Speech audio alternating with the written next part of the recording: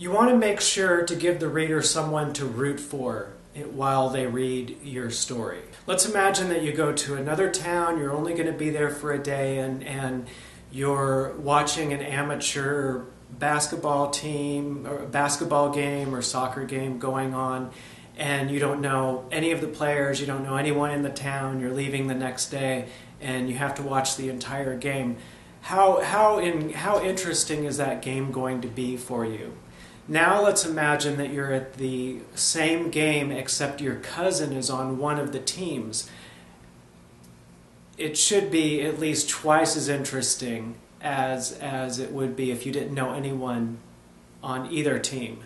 Now, the exact same kind of psychology is working in a plot-driven story. The most tried and true technique for making sure the reader has someone to root for is you have your hero, they're introduced at the beginning, you get the reader interested in their needs, their outlooks, their personality. Are they trying to take care of the small village they came from? Are they trying to cure cancer? You want to get the reader interested in what the intentions and goals of the hero, what they are, and then there's some adversarial force, an enemy, a storm, something that is interfering, and then consequently there is the battle of the forces to the very end. And throughout the entire story, the reader, there's no ambiguity about who to root for. The reader knows who the hero is, knows who the good guy is, and knows that the reader knows they want that hero to overcome insurmountable obstacles and win in the end and achieve the goal and make the village safe and cure the cancer. The safest thing to do is to have a hero that's introduced at the beginning. The story is told from their point of view.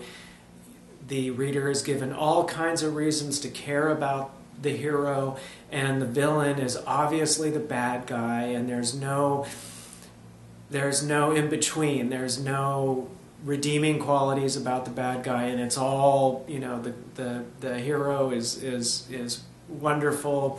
Why wouldn't you want to root for them to the very end? And so this is the safest kind of story to write. That being said, any variation on who to root for opens up a world of surprises and can make the difference between a good story and a great story. And there are hundreds of examples of ways that the writer deviates from the safest way of keeping the reader caring about one of the characters to make a really wonderful story. A short message about my sponsor.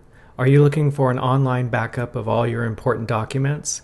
If so, please consider following the link below to sign up for a MyPC backup account. You can have unlimited data automatically backed up on the cloud, runs in the background, encrypted and secure, sync computers, access files anywhere. Other services charge you for a limited amount of storage space, and they charge you more. With MyPC Backup, you don't have to worry about going over your limit. And if you use the link below to sign up, you can help me save up to move to New York. Thank you for considering the offer. I'm going to tell you now that this is a spoiler alert. If you have not seen the movie Looper, stop watching this video right now. I'm not going to give away any absolute,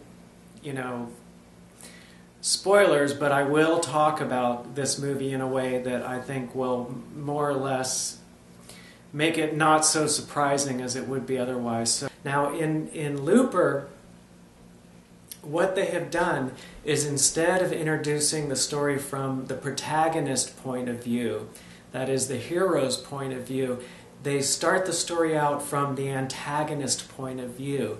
So the enemy, the bad guy, is the one who's introduced as the protagonist at the beginning.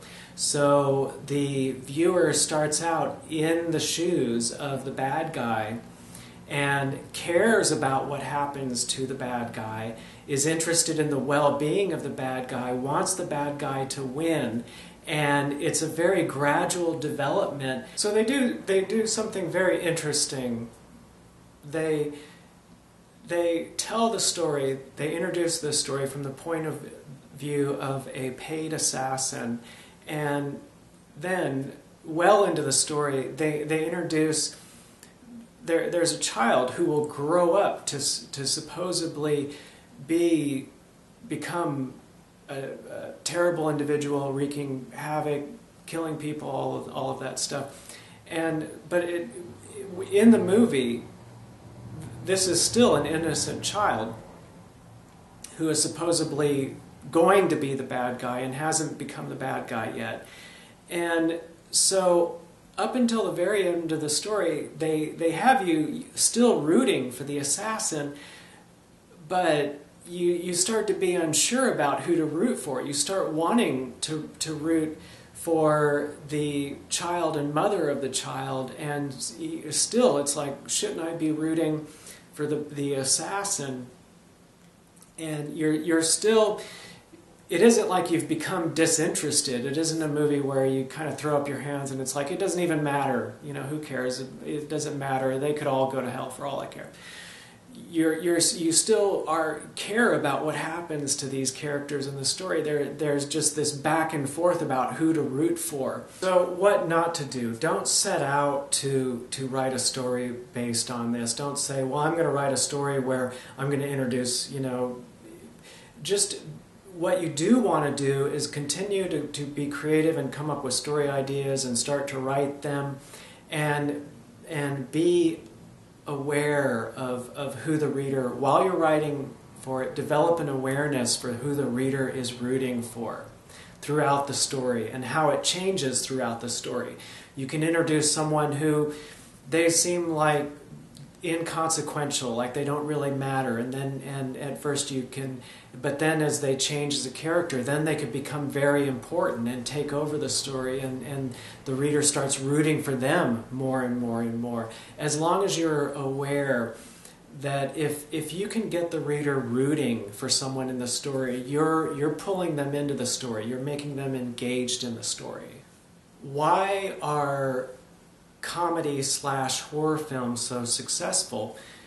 Well, when you have a movie that presents itself as a comedy that's not really you're not supposed to take seriously, and it's not, and it's just going on comically, then when something scary does happen, it surprises the viewer, because the whole time they have started to care about what happens to that character or characters, so that when something does happen to them, they're surprised at how frightening it can be. One exercise you could do is that you can have a short story that you've written, have it in front of you. It's already like at least the first draft of a short story, and write down on a piece of paper who is the reader rooting for, and put that paper in front of you, and then start to go sentence by sentence through the entire short story and ask yourself, who is the reader rooting for, and rewrite the story according to that. If it isn't clear who the reader is rooting for, make it more clear. Take the time to do a little bit of character development, whatever it takes to imagine the reader, whatever it takes to get them rooting for one of the characters, and then pull them along through the entire story. Imagine it like them at a sporting event, and make sure that they're rooting for one of the teams, that they're rooting for one of the players on the team, all the way through. Another example of deviating from the safest model. Bonnie and Clyde, the movie Bonnie and Clyde. Now in it, the protagonists are Bonnie and Clyde, these crooks, these criminals running from the law. Now, what's working in the story. What the reader/viewer is caring about, who they're rooting for, is the relationship between Bonnie and Clyde. So this is basically a romance film where their relationship is fascinating. It's very intriguing and teaches us a lot about relationships and how they can be like an adventure. So throughout the film, what we're rooting for is their relationship, and even though the good guys are the ones that are the antagonist, and even though the protagonists, the ones we're rooting for, are the bad guys, the movie, its focus is not on the way they broke the law, and it's focused on the relationship, and that's what we're rooting for. So as an exercise, get that card, who am I rooting for, put it in front of you, rent the film Looper, and watch it, and throughout the entire film, ask yourself, who am I rooting for? And keep track of the dynamic, because it goes through a number of very interesting transitions throughout the film. Now also keep in mind, who are you rooting against? Who do you want the reader to want to lose?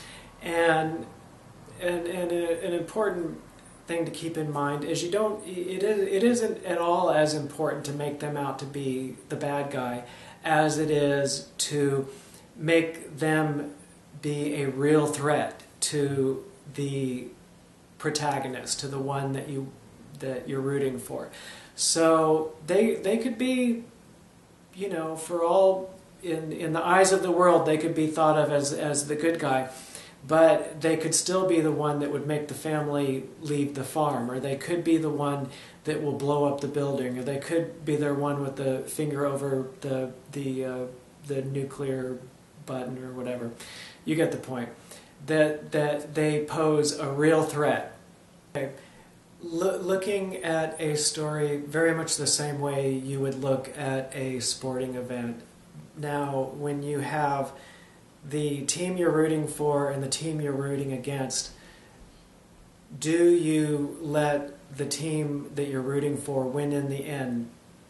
Look at a majority of Hollywood films. They always let the good guy win in the end. And now, if you look at a great percentage of horror films, the good guy loses in the end. The whole horror film is like getting the viewer to be frightened of what might happen, and at the very end it finally does happen. The monster finally does kill the protagonist. So that keeping in mind that there's a lot of successful storytelling where they have the fight, they have the battle, they have the powers that be playing it out, and go ahead and let the thing that the reader does not want to have happen, you can go ahead and let that happen at the end and still tell a compelling story. This is really good to know. As a storyteller, it really opens up a lot more possibilities for creativity, and keeping in mind that it does not have to be so exact the way the outcome. It does not have to be the exact outcome where the good guy has to win in the end. Really opens up a lot more doors, and then you find yourself thinking of a lot of other possibilities of what could happen. And it is good to keep in mind that in some way you want to satisfy the reader, that maybe the hero dies, but that it helped to influence a new generation of heroes, or some resolve.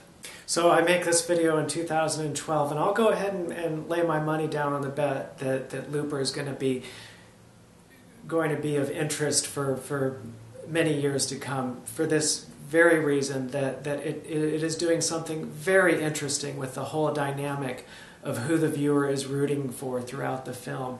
And that's why I think it's great storytelling. Like my tutorials, please take the time, hit the like button, leave a comment, and subscribe. And also, if you could visit my website, solomation.com, to check out my illustrated storytelling. I'd much appreciate it. I hope your writing goes well, and have a good day.